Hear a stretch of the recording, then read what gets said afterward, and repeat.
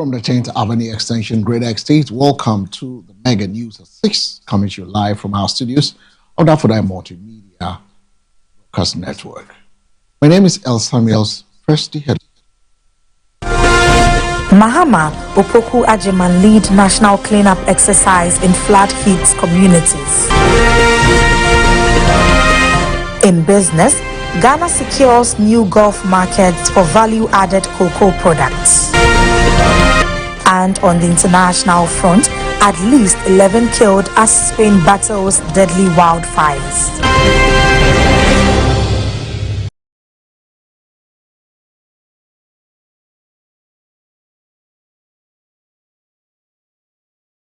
This and many more stories coming up will bring you business, sports, entertainment, and we venture into the international front. The news is also live across our social media handles on MBN 360. Now, the details of the story: the President John Dramani Mahama and the Vice President Professor Nana Jane Opoku Agyeman have joined residents and state agencies in a nationwide cleanup exercise with a major focus on flood-affected communities in Accra. President John Dramani Mahama and Vice President Professor Nana Jane Opoku Agyeman have led government officials, security agencies, and residents in a major national cleanup exercise targeting areas recently affected by flooding.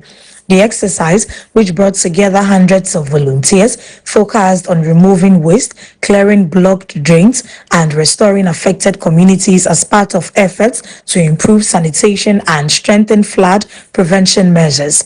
The president said maintaining clean communities requires a collective responsibility, urging citizens to make sanitation a daily commitment and not only respond after disasters occur. The cleanup forms part of broader government efforts to address the recurring flooding challenge by improving drainage systems, enforcing environmental regulations, and promoting responsible waste disposal. Authorities say the success of the exercise will depend on sustained public participation and a change in attitudes towards sanitation across the country. So that when they drop a garbage, they don't end at the drain and then they don't go back into the drain.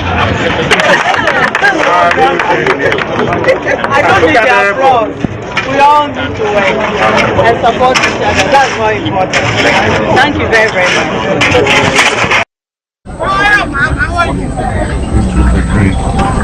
And so in this exercise, let's make sure that after we take off, we bring enough capacity to be able to transport this silt and go and dump it somewhere appropriate. If we're able to do this for the next year or two, this drain will have enough capacity to be able to carry the water through. It is because it is half silted, so the volume of water it can take is diminished. And so let me congratulate all Ghanaians who've come out. I've gone around the city. I've seen the turnout has been very good. And after this, the military and other services are going to continue to dredge the main waterways so that these drains can have an outlet to send the water to those wetlands. And so this will be a continuous exercise. And at least once a month, let's set aside one day and all of us come out and clean the city, and with the help of the waste management companies, we'll be able to keep this city clean and also free of flooding. So thank you everybody who came for this exercise. Away from the cleanup exercise, government has announced the release of additional financial resources for critical sectors, including health, education, roads, as part of measures to accelerate economic recovery and improve public service delivery. Government says it is removing funding limitations on key sectors to ensure the timely implementation of critical programs aimed at improving the lives of Guineans and supporting economic growth. The move covers priority areas including healthcare delivery, education infrastructure, and road development, sectors described as essential pillars for national transformation. Authorities say the release of these funds will help address challenges such as delays in ongoing projects, improve access to quality healthcare and education, and support the expansion of critical road networks across the country. The government maintains that the intervention forms part of broader efforts to restore economic confidence, create jobs, and improve productivity. However, economic analysts say effective monitoring and transparency will be crucial to ensuring that the funds translate into tangible benefits for citizens. Government says it remains committed to targeted investment that will strengthen the economy and improve social services nationwide.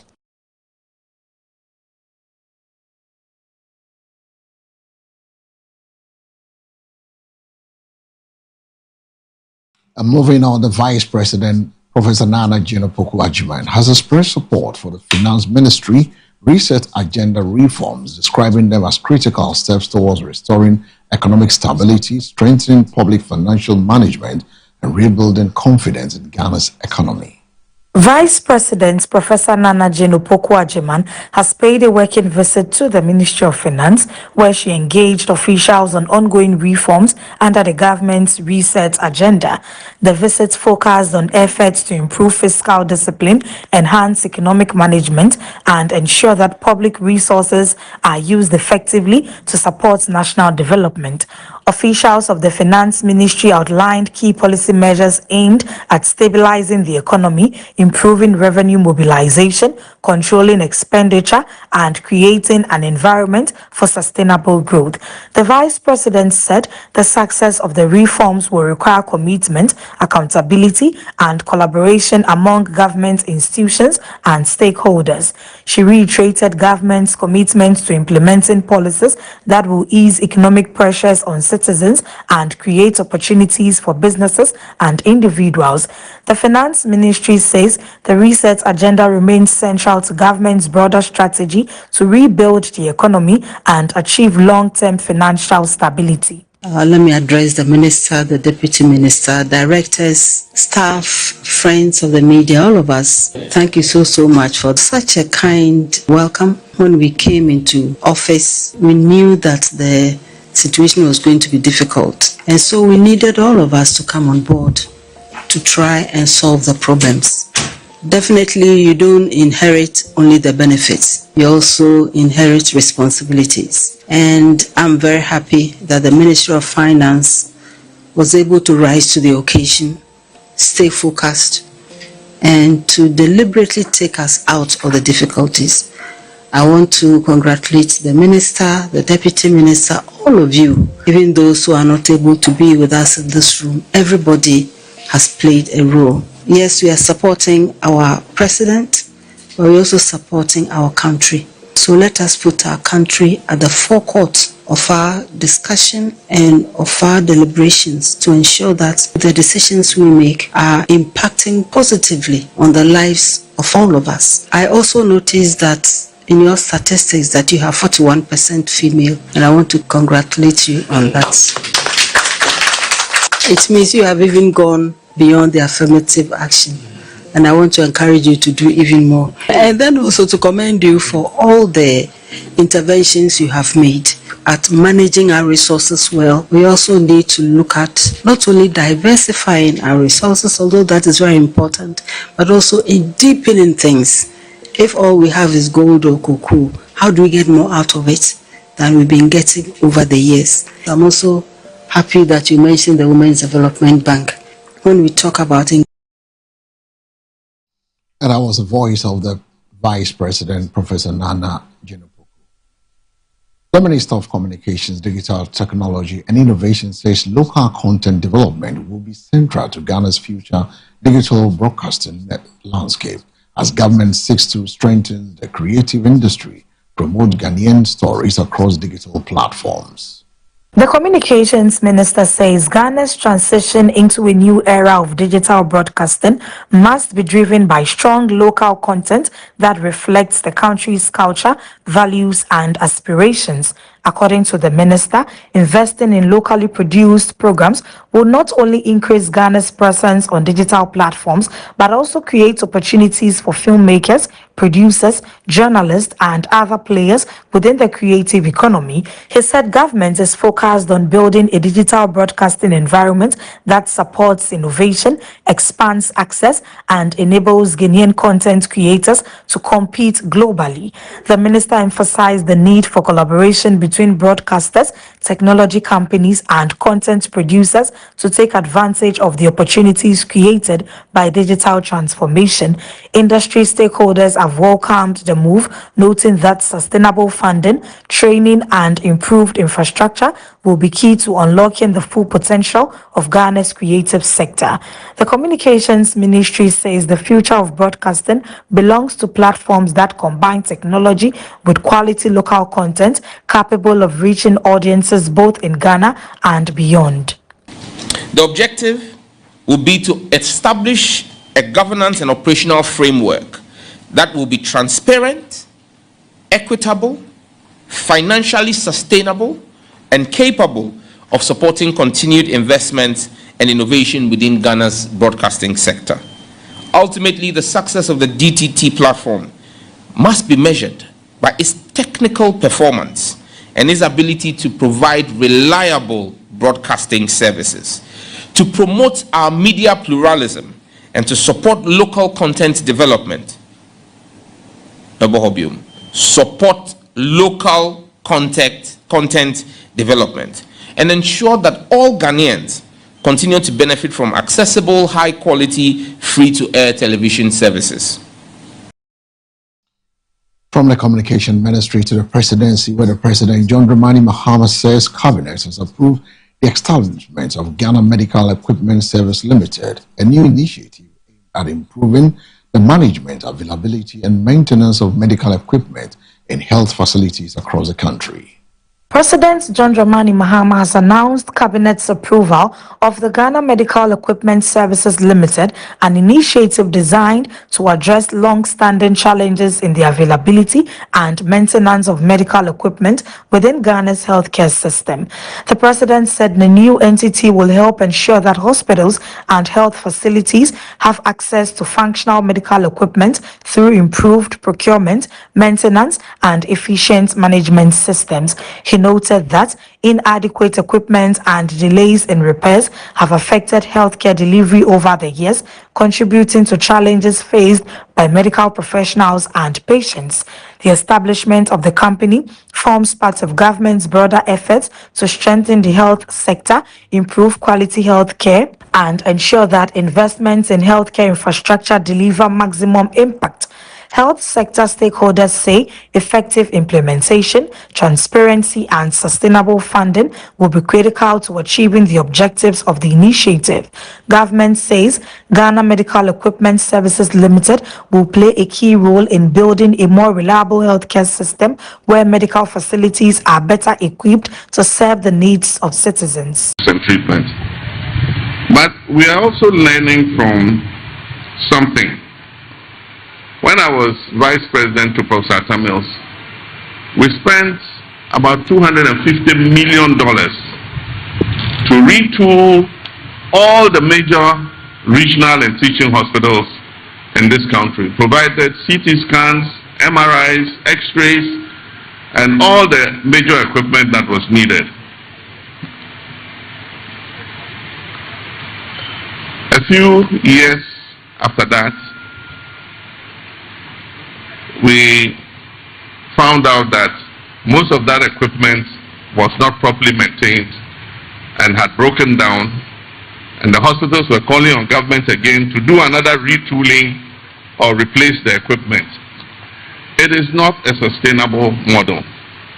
And so we've established a different model for this retooling that we're doing.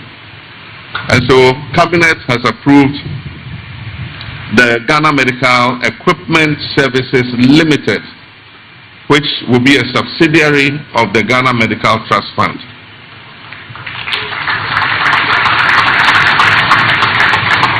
These will be specialized biomedical engineers who will oversee and supervise the use and maintenance of the equipment.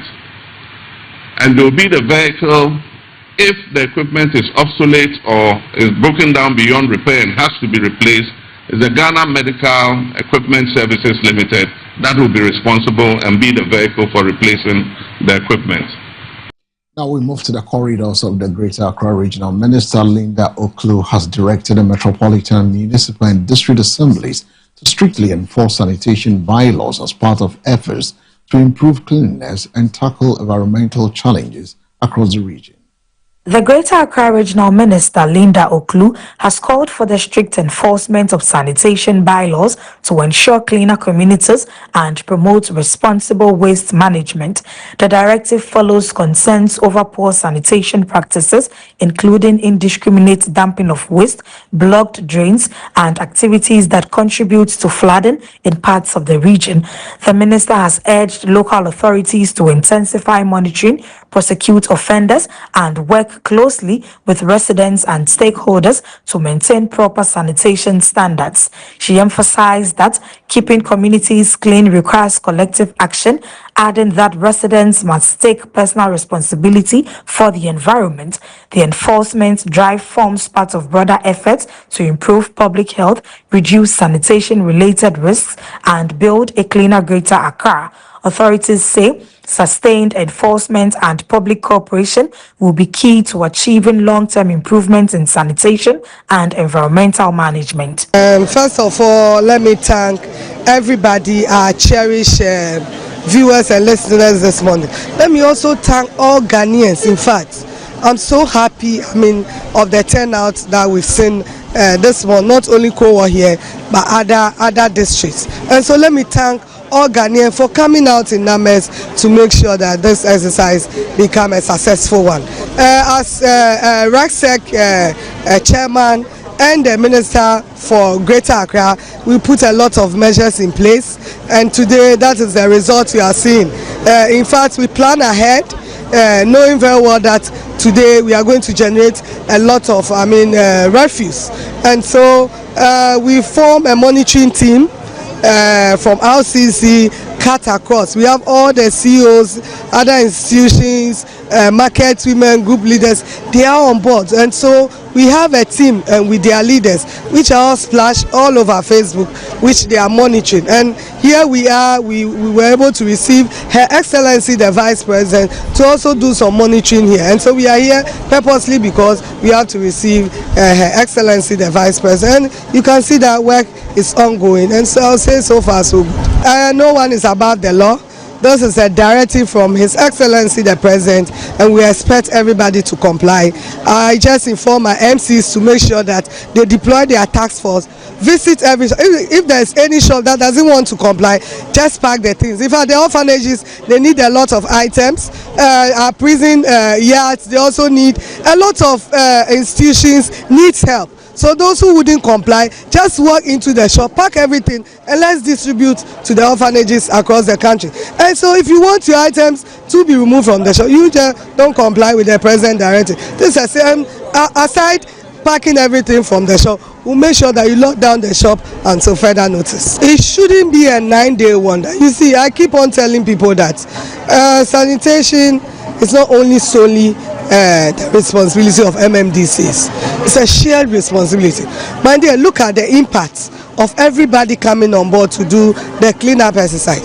You could see, what people have done so far. So if a day has been declared as National Sanitation Day, and you feel that it's solely the responsibility of the Assembly to do, this is where we'll get to. And so we shouldn't have gotten here in the first place. Something went wrong. That is why today there is a 2-day declaration of this National Sanitation Day. And so what went wrong? And that is all we have to think of. When MCs are observing their sanitation day, do we come on board to assess? No, we don't come on board, and leaving it solely the responsibility of the assemblies to do. So if we will have that mindset, change of that mindset, that this is a shared responsibility, let's all come together on board to make sure that we support the assembly. I don't think we'll come this far. In fact, honestly speaking, there are bylaws everywhere. All the districts have their bylaws, and so we said they should make sure that they enforce it. Sometimes when they enforce the bylaws, you know, we have people calling back, oh, this is a party member, we are pleading. This time around, no mercy for the people.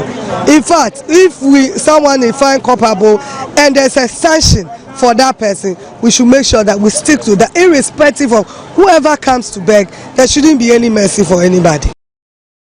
And from the corridors of the Greater Accra Regional Minister, will come to the end of the news, making headlines on the local front. We're turning our attention to the business decks. We'll bring you more of these business stories with Nadede. Go have the details after the break.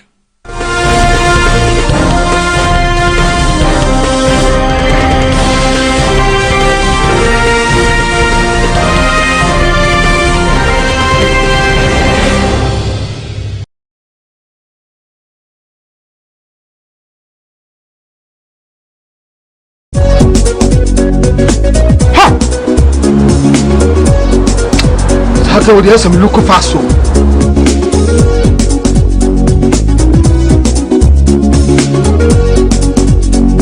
Baba, me again. Let's all yell it. Look what you man. Oh, yeah, it. 90 minutes. My friend, doctor, when I'm crossing over. Share the process. So what was swearing? Yes, malaria. Hey, malaria. Oh, why they say what the router? We cooperate labyrinths. A drone a friend router next. Yeah, come on, let it draw. And running router. So Gaftrap and the draw crew abaso body assay. Wabo router mixture abaso. Router natural products and one router mixture. Yeah, they could see a treat. Router tonic and the router life one. And who a finish like the bunny, a finipedium. That's our support immune system. Router there. Obiase. FDA. I did get crack to you.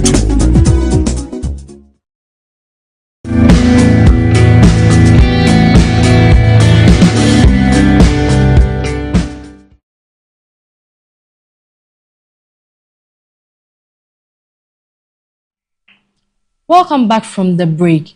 This is the business news with me, Nadede Gobu. In business, Ghana has secured new market opportunities in the Gulf region for value-added cocoa products as part of efforts to increase export earnings, promote local processing, and move beyond the export of raw cocoa beans. Ghana is making progress in expanding its cocoa markets beyond traditional destinations, with new opportunities emerging in the Gulf region for value-added cocoa products.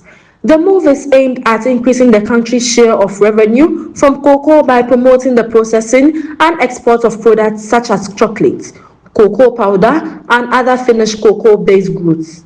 Officials say the strategy aligns with government's vision to add more value to Ghana natural resources, create jobs, and strengthen the country's position in the global cocoa industry. The Gulf markets are expected to provide new opportunities for Ghanaian cocoa processors and businesses seeking to expand their reach internationally. Stakeholders in the cocoa sector say investments in processing capacity, quality standards, and branding will be critical to competing effectively in global markets. Governments say expanding value-added cocoa exports remain a key priority in this drive to increase foreign exchange earnings and ensure greater economic benefits for cocoa farmers in the country.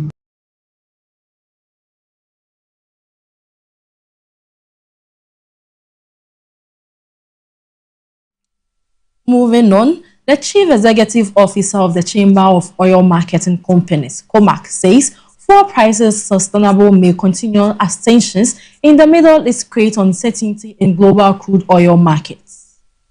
The Chamber of Oil Marketing Companies is warning that fuel price volatility remains a major concern as escalating tensions in the Middle East continue to affect global energy markets. The Chief Executive Officer of COMAC says developments in the region could influence crude oil supply, international market prices, and ultimately the cost of petroleum products in Ghana. According to the CEO, although local fuel prices are influenced by several factors, including the exchange rate and taxes, global oil market movements remain a significant driver. He urged that consumers and businesses to prepare for possible fluctuations while calling for measures to strengthen Ghana's energy security and reduce exposure to external stocks. Energy analysts say the situation highlights the need for long-term strategies, including diversifications of energy sources and improved management of the petroleum sector. The oil marketing industry says continual monitoring of global developments will be necessary as countries assess the impact of the Middle East crisis on fuel supplies and prices. Is cyclicality and volatility is in the DNA of the sector that we operate in. Prices will go up, they will come down because of the various factors that impact international trade of the products. Geopolitics is one, supply and demand factors once in a while come in. So if you work in this space, you should be expecting some of these volatilities to occur once in a while. As far as the Iran situation is concerned, I mean, I think the risk takers have already priced in, which I expect that to lock in around the 60-70 for the long-term horizon, because we can't really predict what will happen, because tomorrow you have a negotiated situation and then it changes into something else. So that premium would continue to exist, which will see us, deal with prices around the $70 mark.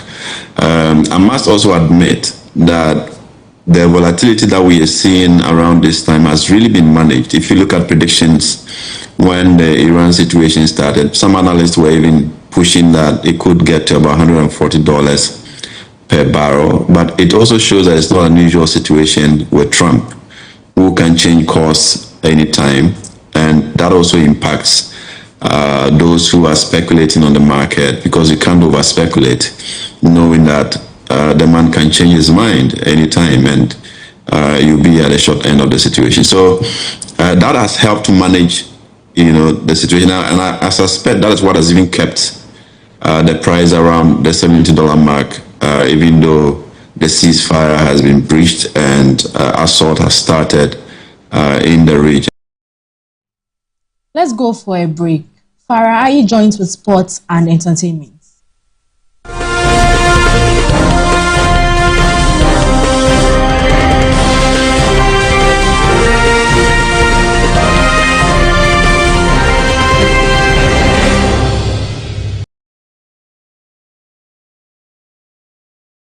Hi, welcome to Shiloh Guest House, where comfort meets warmth.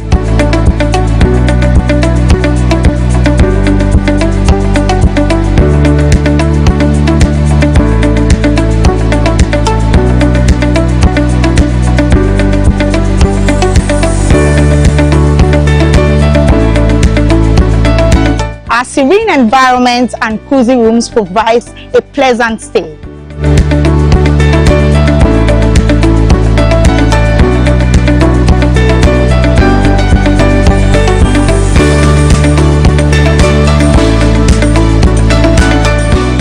To book a room with us, call 055-5940-103 and 0241-972076. Locate us at Teshinungwa Estate, number 8 Coconut Street, directly behind A-Life Supermarket. Shiloh Guest House, where comfort meets warmth.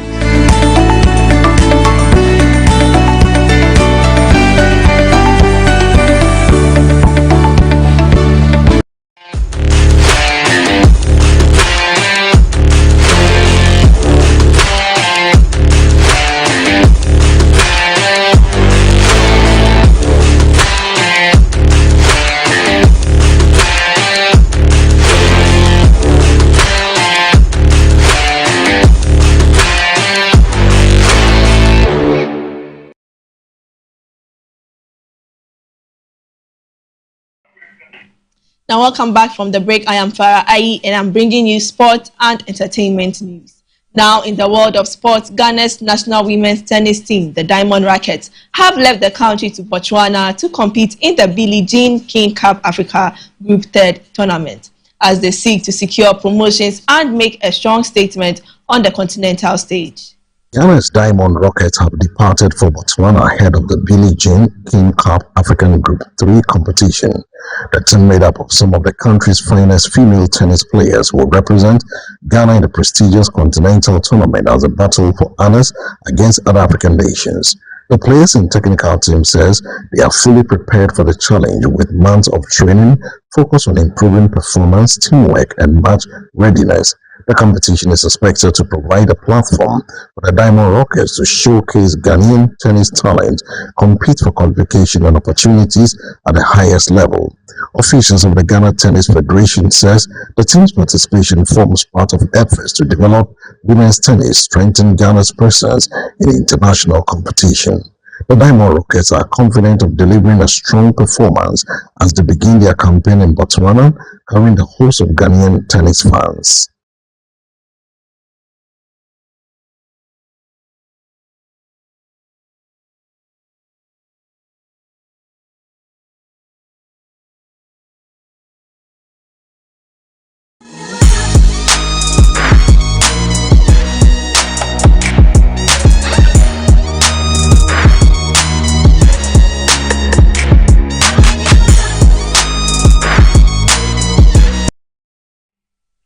Now, in the world of entertainment, Ghanaian rap icon Sarkodie has teamed up with fellow rapper Kweku Smoke for a highly anticipated collaboration, delivering a new musical experience expected to excite fans and further showcase Ghana's vibrant hip-hop scene.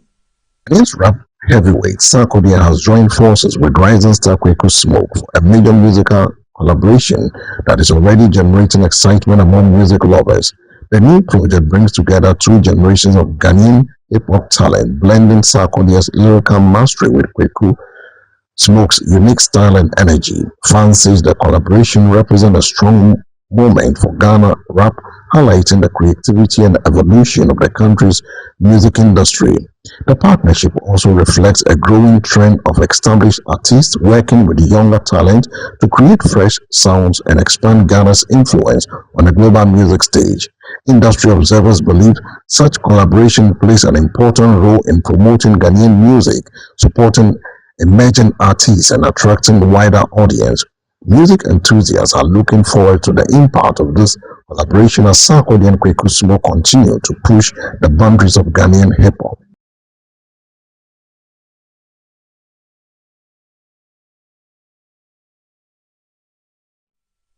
Now that's all for sports and entertainment with me, Farah Ayi. Up next is international news with El Samuels.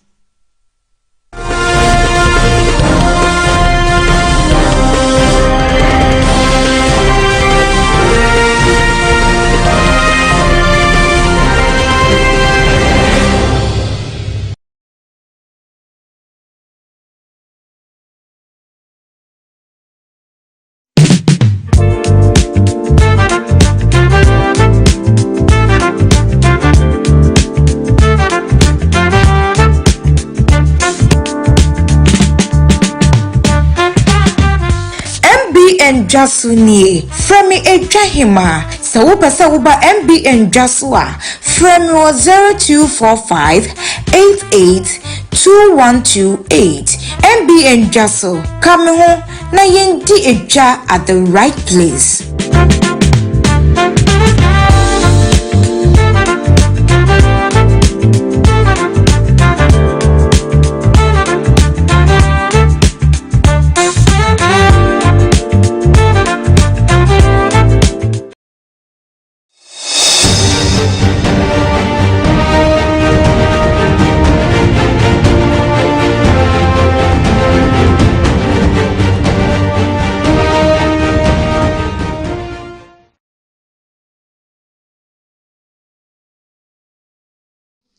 Welcome back from the newsroom from bringing a business update with to the international front, where at least 11 people have lost their lives as devastating wildfire continues to sweep through parts of Spain, with emergency crew working around the clock to contain the fast-moving blaze amidst extreme weather conditions.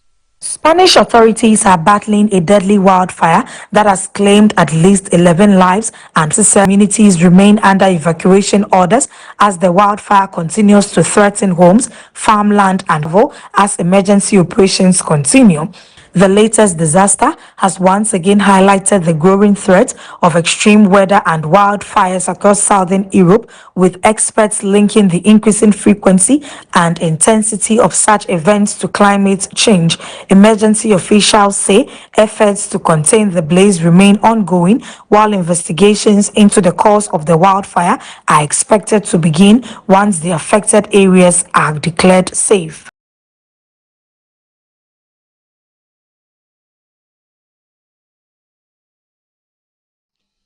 In the Middle East, thousands of mourners have gathered in the Iranian city of Mashhad to pay their final respect as the country's late supreme leader was laid to rest, marking the end of a period of national mourning. Massive crowds filled the streets of Mashhad as Iran's late supreme leader was buried following days of official mourning and funeral ceremonies. State officials, religious leaders, and mourners from across the country attended the burial, with many lining the procession route to pay their final respects. The funeral comes after a series of memorial events held in different parts of Iran, reflecting the late leader's influence on the country's political and religious landscape. Security was heightened throughout the ceremonies as authorities managed the large crowds and ensured the orderly conduct of the burial proceedings. Attention is now expected to shift to Iran's leadership transition and the country's future direction amid ongoing regional and international developments. The burial concludes one of the most significant state ceremonies in recent Iranian history, with the nation now entering a new chapter under its current leadership.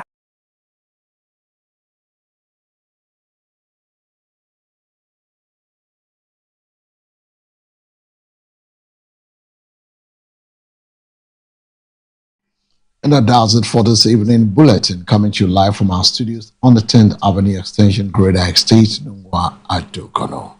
But before we take a leave of you, we take a second look at the stories making headlines.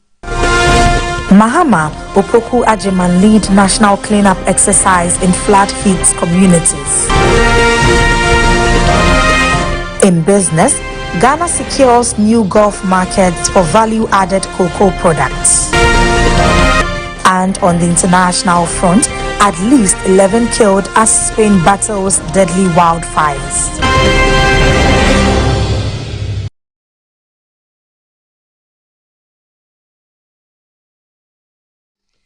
Thanks for staying with us. For more news, log on to MBN 360. The news was brought to you business by Nadede Gogo, Sports Entertainment with Farah Ayi.